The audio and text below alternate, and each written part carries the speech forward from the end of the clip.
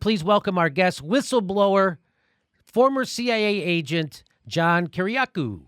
For a year, I've been hearing that Trump is committing treason because he colluded. He worked with people inside the Kremlin to get damaging information on Hillary Clinton, his political opponent. And so now all of a sudden we found out Hillary Clinton's campaign actually colluded with people inside the Kremlin to get damaging information on Donald Trump. And now they've changed the story 100%. They're going, no, it's because Hillary Clinton paid for it and Donald Trump didn't. Is that right? First of all, I'm like, you got to be kidding me. That's what you're going to try and hang this guy with? And number two, do you think that you're going to convince half the country that that's something wrong with that somehow Trump is more corrupt than the Democrats are in this situation? Yeah. Now, tell me, first of all, is my first assessment of that correct? That they've been saying one thing for a whole year, and now it comes out that they did the same thing, so they're switching the story. Is that happening? Yes, that's exactly what's happening. First of all, it's called opposition research, and this is what campaigns do. Collusion is an entirely different thing. Collusion is a conspiracy to subvert our democracy. And, Rachel Maddow can say all she wants, that the Russians and the Trump campaign colluded to subvert our elections and our democracy. But, she's going to have to provide some evidence. And I'd like to know, where's the beef? We have Jim Clapper, the former director of national intelligence, who wrote an article in Politico magazine over the weekend in which the bottom line is, and he actually says these words, he says, take my word for it. It's like, take your word for it. You lied under oath to the American people before Congress, but you want us to take your word for it? I say this all the time, too. The CIA told us, for example, that there was no torture program. That was a lie. The CIA told us that there was no program of extraordinary renditions. That was a lie. The CIA told us that there was no archipelago of foreign secret prisons. That was a lie. The CIA told us that they were not hacking into the Senate Intelligence Committee's computers. That was a lie. But now they want us to believe that there was collusion between the Trump campaign and the Russians. Please, I don't believe anything the CIA tells us. I agree. I'm shocked at the left's willingness to take the government's word for it. Hey, 17 intelligence agencies. Oh, that turned out to be a lie, too. It wasn't 17 intelligence agencies. It was 4, which was really 3. And by the way, every one of those investigators handpicked to do what they wanted them to do. So it's shocking to me to see people, even outside of the establishment media on the left, buying this hook, line, and sinker because they hate Trump so much. The Washington Post today published an article that should not have been published even in the National Enquirer, in which the reporter kept saying, well, the indictments that came out today didn't prove that there wasn't collusion. It's like, really? Is that what we've come to now? Wow. That's kind of amazing. I saw people tweeting. I saw a guy from a big Democratic organization tweet out a picture of Donald Trump Jr. from 2008, and he asked the question, hey, why were you headlining a real estate summit in Moscow in 2008? I don't know, maybe because he's in fucking real estate. Maybe that's why. Because he's a real estate developer. That's why. That's right. So let me, so now your organization, the Veterans of Veteran Intelligence Professionals for Sanity, now you issued a report that said that the DNC's server, which, by the way, I want to remind everybody, the charge was that the Russians hacked into the DNC server, but then the DNC never gave their server to the FBI or the Department of Homeland Security to confirm that. So now that's an unconfirmed charge, which I'm going to say is a lie because the DNC just got caught lying again for a whole year to the congressional investigators asking about the dossier. So they're proven liars. Why would you take their word for it? They didn't give their server over to the DHS or the FBI. Now, didn't your organization do some investigation that proved it couldn't have been hacked, that it had to be downloaded, those emails? Yes. We asked one of our members, Bill Binney. Bill is the former number 4 at NSA and one of the country's leading thinkers on issues of internet privacy. we asked Bill to take a look at the science behind this idea that the Russians hacked into the DNC computers. I'm a layman, so I'm going to put it in layman terms because I don't really understand the science of it. But his conclusion is that the information, we know the speed at which the information was downloaded. And the conclusion is that it could not possibly have been downloaded remotely. The only way it could have been downloaded at the speed at which it was downloaded was to have somebody actually put a USB, a thumb drive into a USB port and download it on site.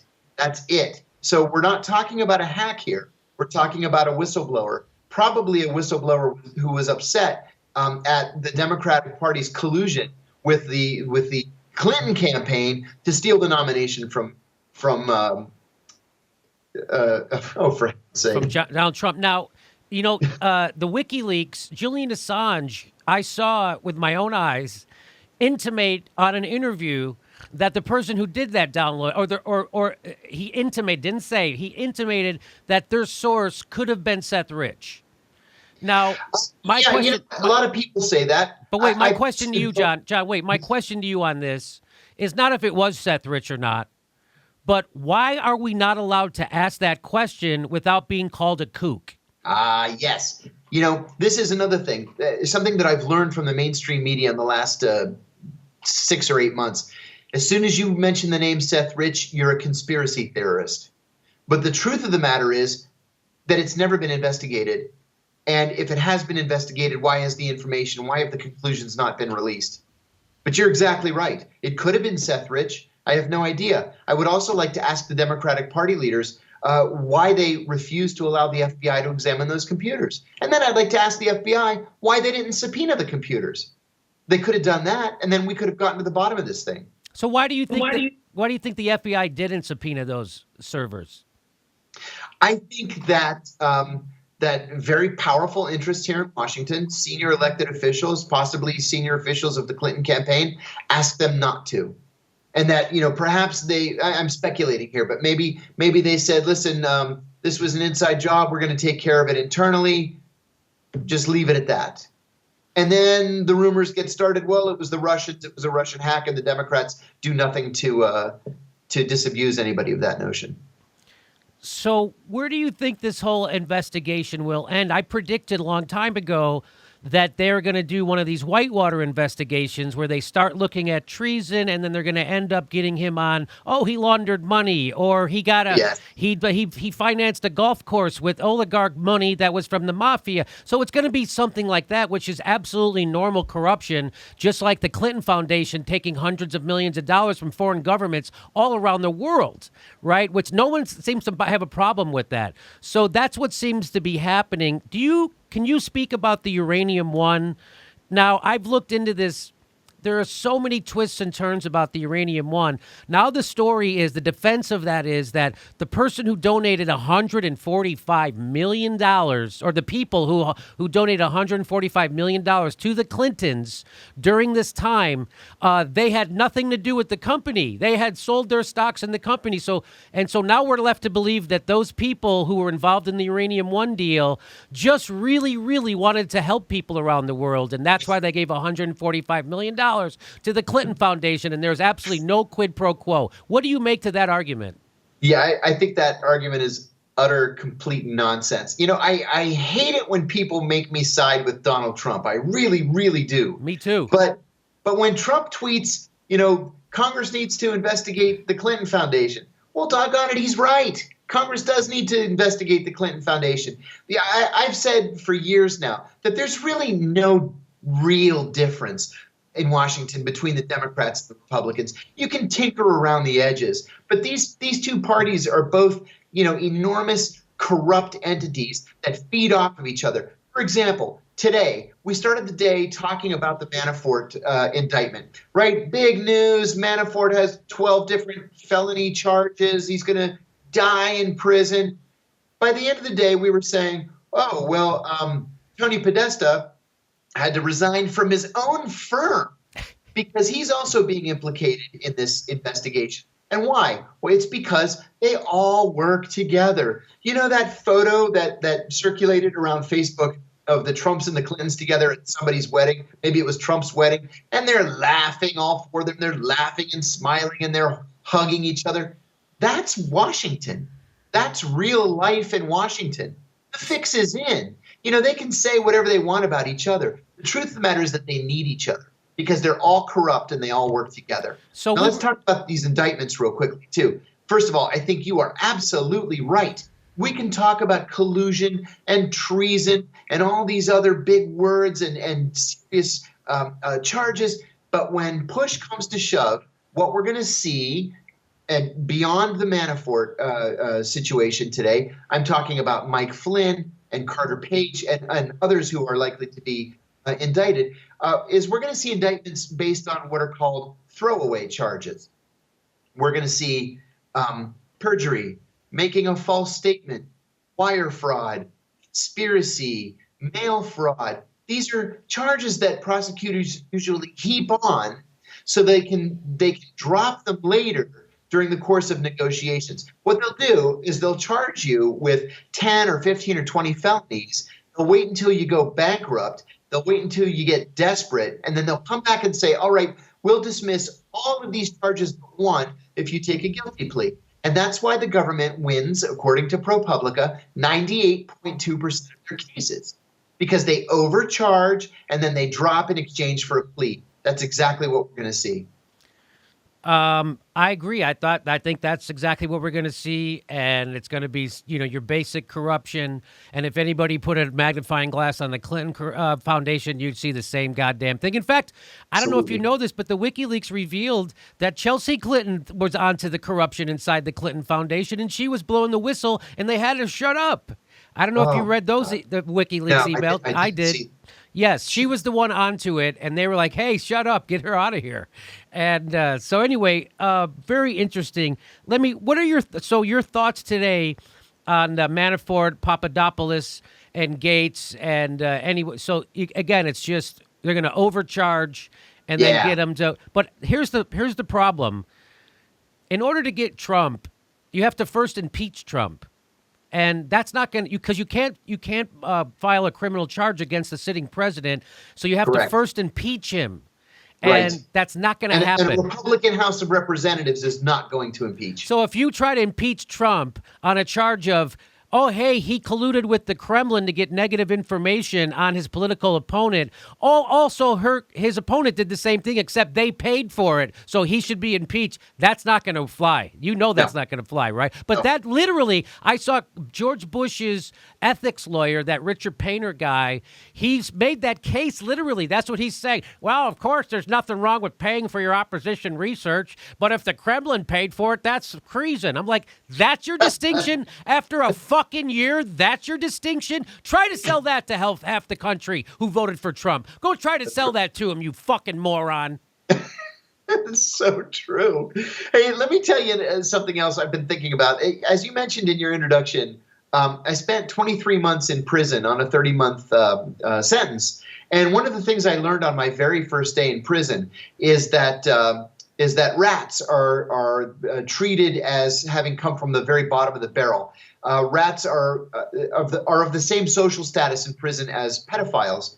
And one of those things that I learned on that first day was rats have to sit with the pedophiles in the cafeteria. You can't sit at what's called the good guys table. The good guys are guys who did not testify against anybody and are not in prison on a child sex charge. So here you've got Papadopoulos who flipped, and we know he flipped because the special prosecutor's office told us that he flipped. And you have Mike Flynn, who offered to flip when his name first was made public, 6 or 7 months ago. Those guys are gonna end up in prison, at least for a short stretch, and they're gonna have to sit at the pedophile table with the other rats and the other lowlifes. Then we'll see how they like their lives. Let me ask you about General Flynn. Is this unusual for a general to be doing what he did, soliciting money from foreign governments to lobby against his own country's interests? Is that unusual for generals? Because I don't know, every movie I've seen about generals, they seem to be craven fucking maniacs. Normally they are, but they also tend to be the adults in the room when they get to be that age. There was kind of a famous leak at the very, very end of the Obama administration where in that very first meeting between Obama and Trump after the election, the only advice that Obama gave was don't bring Mike Flynn into government. I'm sure that story is true. When Mike Flynn was named National Security Advisor, I told an alternative news outlet I would be surprised if he lasted 30 days. Well, he lasted 32 days. And the reason is that the man is out of control. He just doesn't think that the rules and the laws apply to him. And then we have Jim Woolsey, the former director of the CIA and former Secretary of the Navy, who was invited to participate with Flynn in a meeting. He told the FBI and the Wall Street Journal that he was 15 minutes late to this meeting. He finally goes into the room and sits down and realizes that the meeting is between Flynn and representatives of the Turkish National Intelligence Organization. And Flynn is telling them that if Trump gets elected president, that Flynn, will allow the Turks to come in and kidnap Fethullah Gulen from his compound outside of Pittsburgh and rendered back to Turkey. Well, guess what? That's conspiracy to commit kidnapping, which is a Class A felony and punishable by 20 years in prison. We also now know that Flynn did not register as a representative of a foreign government, which would be the government of Turkey, even though he was taking Turkish money, and wrote an op-ed in the Wall Street Journal supportive of the Turkish position after the election and after Trump had said that he would name Flynn the National Security Advisor. So they have Flynn dead to rights. He's committed multiple felonies, and he's going to go to prison unless he agrees to flip, they accept his offer, and he's able to testify against Trump. But I just don't see that happening. I don't think they need his information. Wow. Well, then Flynn will have to sit with the pedophiles. He's going to sit with the pedophiles. So why would Trump? Because what I'm reading today, that Manafort, when Papadopoulos was suggesting they meet with Russian officials, they kept thwarting him, saying, no, this isn't good. Hey, let's talk to our NATO people. So they were doing a lot of things and not setting up those meetings. Right. So, that's right. Yes. They thought that they could get the same kind of information without actually doing meetings directly with the Russians, or at least not having to go up to a level as high as Trump to do those meetings with the Russians. So why would they hire Flynn? I think that Trump hated Obama so much that just to screw Obama in the very end, he did exactly the opposite of what Obama recommended that he do. And he decided to go with Flynn. And then he realized 32 days into it that Flynn's a nut. And he's just not equipped for that kind of a job. Okay. I would say Trump also has a bad picker, Scaramucci. Yeah. Yeah. So let me just one more time. I want to reiterate this, just because you know what you're talking about, obviously. So I just want to make this one more time, because for months and months they kept saying Trump colluded with Russia, and I kept saying, what does that mean? What does colluded mean? And no one would say. No one would say what it means. And then I'm like, so you mean the Russians wanted to hack into the DNC's server and they just didn't know how to do it, and they had to get Trump's ideas first? Or that doesn't make any sense, right? And so nobody could say what the collusion was. And then finally the collusion was that Trump got damaging information on Hillary Clinton and from the Kremlin. Well, it turns out that the Clintons did the exact same thing. They had an intermediary, this guy Steele, the ex-spy in England, contact people inside the Kremlin working for the Kremlin, give him information that was damaging about Trump. So how is that materially different than what they accused Trump of doing? Is that materially? No, I don't think that's materially different at all. It's what's the phrase? It's a distinction without a difference. Without a difference, yes. So okay, so because I've been nervous, right? I've been like, wait a minute, have I gotten this story completely wrong all year? Because I keep asking people over and over, what does collusion mean? And nobody will tell me. Nobody will tell me. If somebody said to me, listen, there was collusion, and the proof is that the Russians hacked into the voting system in the state of Ohio and flipped enough votes that it gave the election to Trump, I'd say, okay, well, listen, that's really serious. That's a serious charge. You know, that is collusion. He colluded with the Trump campaign to hack into the Ohio voting system. But there's nothing of the sort has even been raised. We talk about collusion, and I'll give you an example. This nonsense about Facebook ads, right? $100,000 worth of Facebook ads. First of all, many CIA officers are allowed to spend $100,000 without even getting anybody's permission, right? $100,000 is nothing. It's petty cash. It's play money. Secondly, fully half of that $100,000 was spent after the election was over. And half of the remaining $50,000 was spent in states that were solidly Trump, states like Wyoming and Mississippi and Utah. So how in the world was the remaining $25,000 enough to flip the election for Trump? It's ridiculous on its face.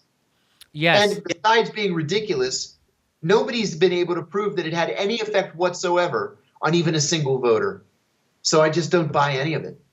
So a lot of people don't know this, but the WikiLeaks did reveal that in 2015, in an internal poll that the Hillary Clinton campaign did by Peter Brodnitz for Top Line Results, he found out that Hillary Clinton's biggest vulnerability in the election was the charge that as Secretary of State, she signed off on a uranium deal that gave 20% of our production to the Russians. That's what they found out themselves. That's what they knew, that her biggest vulnerability was that. What does Machiavelli tell us? Take your biggest vulnerability, you throw it on your opponent. That's exactly what they did. And by the way, Shattered revealed that Robbie Mook and John Podesta came up with this strategy to do this to Trump in their offices with Shake Shack milkshake sitting around, and that's how they came. So this has all been printed. Everyone knows this, but no one ever mentions it. Why is that, you think? I don't know. You know, John Podesta is one of those quintessential Washington bad guys, right? He goes to my church, and I see him every once in a while, and he's just so arrogant and so mean and just not friendly to anybody. And he's got this reputation for being a true cutthroat, just awful Washington player.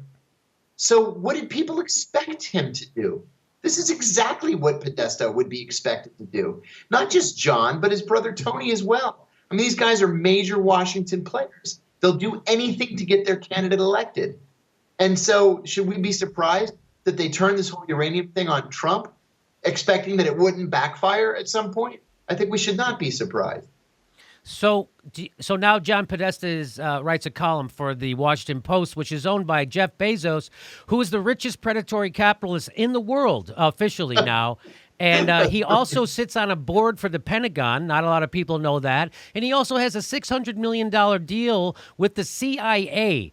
Now, what could go wrong, John? See, again, this is what I mean. There's no difference between these two parties, right? Their vested interest is just to pass power back and forth between the two of them. We shouldn't be surprised at any of this because they're both corrupt.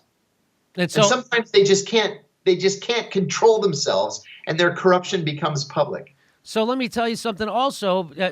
People just got Paul Manafort indicted for laundering money from the Ukraine government. $1 million of that dollars he funneled to the Podesta group, by the way. People don't know that.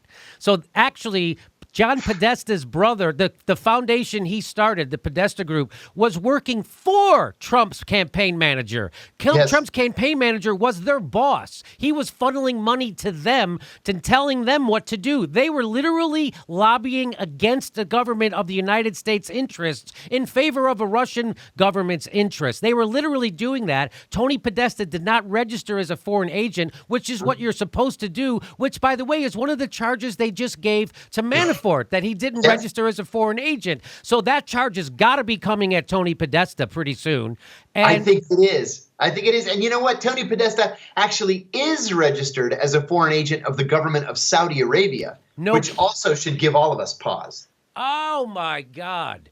So that's my whole point. It's like, so now if you try to impeach this guy, half the country's not going to let that happen. That's right. There's just no way they're going to let that, especially when it's around such scummy individuals like John Podesta and the Clinton Foundation, which is just one big graft organization, which is just all it was. And everybody knows that. So, well, listen, I could talk to you all day. But let me ask you one more question. I appreciate you being very generous with your time. And Sure. I know, I found out recently that the CIA, not only did false flag operations in the United States, but planned many more, also infiltrated the media, the news media. They had their plants working for them at the New York Times, the Washington Post, Newsweek, Time Magazine, all the major networks. That was a real thing happening, and they did propaganda on our own people. They spied on the church investigation, which happened in the 70s, outed a lot of this stuff.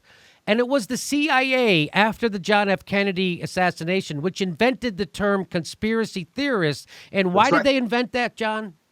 To discredit people who challenge them. And that still works today. Still, it does indeed. On this show, all I did was cover the Seth Rich story. I covered it one day, and the next day I attacked that Wheeler who was pushing the story. So one day I covered it, and I said, there's a lot of unanswered questions. It's an open murder investigation, by the way, and I'm doing a journalism show. I thought you were supposed to be able to ask questions about an open murder investigation. And then the next day I covered it, and I said, oh, that guy Wheeler was full of shit. And so that didn't pan out. The Washington Post put me in the middle of a story about fake news. To me, that's the craziest thing that's happening right now. You're exactly right. Listen, a major part of my livelihood is that I write op-eds for a wide variety of websites, and most of them are alternative websites, things like reader-supported news or Truthdig or Consortium News. And fully 4 of the websites that I contribute to were identified in that article as Russian fronts or Russian dupes or Russian somehow tied to the Russians. None of it was true. But in the meantime, Google and Facebook have altered their what do you call it? Algorithms. Their algorithm, and they've cut fully by half. They've cut traffic to these sites, and it's really hurt them with no proof or anything at all. It's this anti-Russian hysteria now that I think is pushing us into a corner we're going to have a tough time getting out of. Well, I don't have a problem with a Silicon Valley billionaire deciding what's free speech. Do you, John? Well, listen, I really appreciate you taking time. Where do you think this is all going to, what do you think this will, you think at the end of the day with this Russian investigation, we're just going to have a couple of normal guys doing normal graft, doing normal money laundering, doing normal stuff, and they're never going to get what this was all based on, which was treason, correct? I do. I believe exactly that. And look at the Scooter Libby trial. What was it, 12 years ago, right? Scooter Libby was indicted he was actually convicted of 5 felonies. But none of those felonies had anything to do with Valerie Plame.